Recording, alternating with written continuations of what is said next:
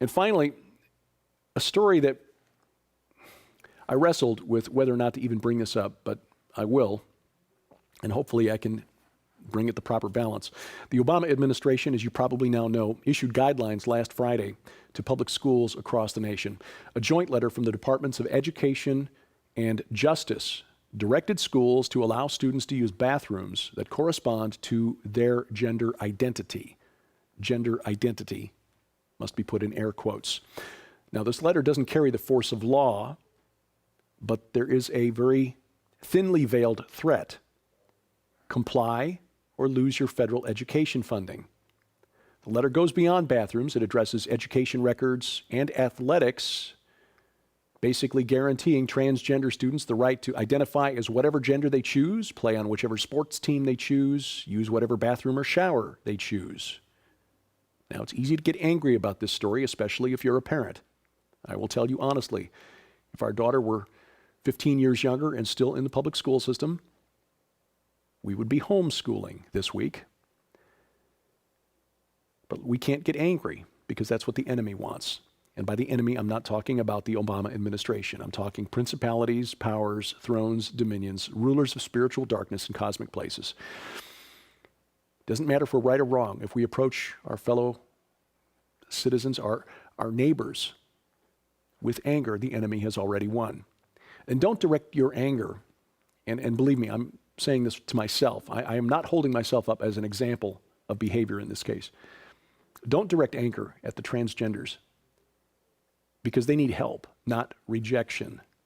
They need the love of Christ, and they're not likely to see it if we come at them with anger in our eyes. Pretending to be something that you're not, which is essentially what gender dysphoria is a condition that requires treatment counseling, not an identity to be embraced. There is a reason that 41% of transgenders, according to the most recent survey I've seen, try to kill themselves. And it's not because people like you and me are hating on them. It's because it is a psychological condition that needs to be treated. The American College of Pediatricians recently declared in a position statement, gender ideology harms children. Gender is a sociological and psychological construct. There is no basis for gender in reality or biology. Gender dysphoria, in their words, and I quote, is an objective psychological problem that lies in the mind, not the body, and it should be treated as such, end quote. So my anger, such as it is directed at the activists in the LGBT movement and their enablers in the major media, who are encouraging young people to embrace a lifestyle in which 2 out of 5 will try to take their own lives. What right-thinking parent would encourage his or her child to pursue a career in which there was a 40% chance of premature death? Why then would we as parents